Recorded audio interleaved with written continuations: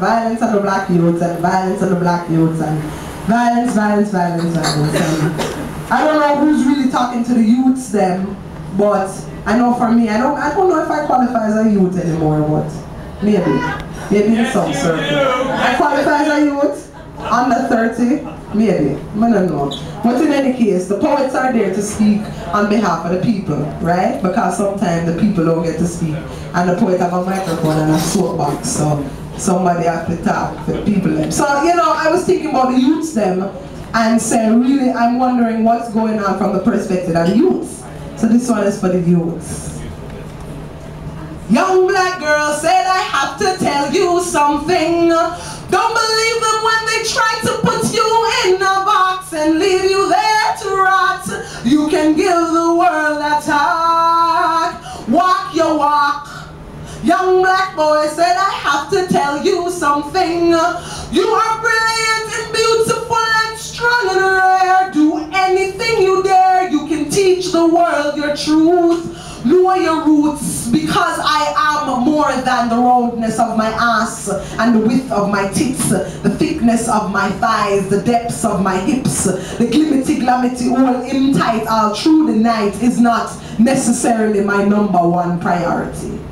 Because I play a ball like a ball of my body, sculpted from centuries of mule hauling, cotton sugar cane, picking my own grave digging, does not mean my only dream is to become a basketball star or track and field Negro or some soul singing Sambo. I can be an athlete or storyteller if I choose, knowing these are not my only options. I am young and black and brilliant.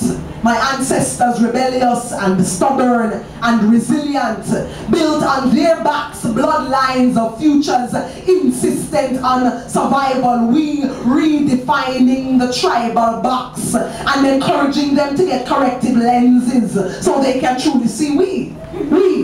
Walking through metal detectors in schools that refuse to detect the rape and pillage re-brought on by the great aristocracy.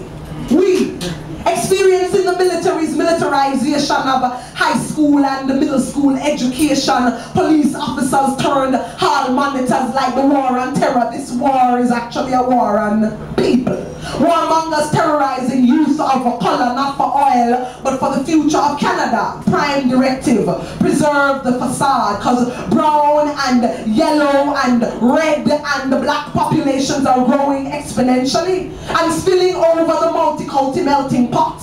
And we need to keep the natives off the land and the immigrants beyond the borders. And if that doesn't work, suspend them from school. And if that doesn't work, expel them from school. And if that doesn't work, then just close the fucking school.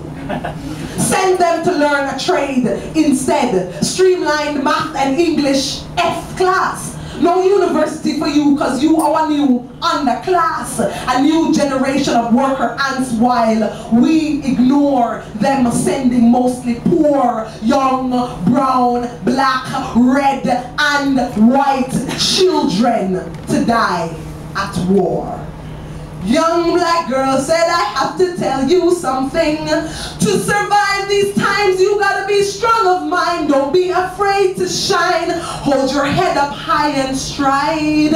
Walk with pride. Young black boy said, I have to tell you something. I know it takes a lot to become a man. Sometimes it's hard to find a good foundation, but be your own example, son.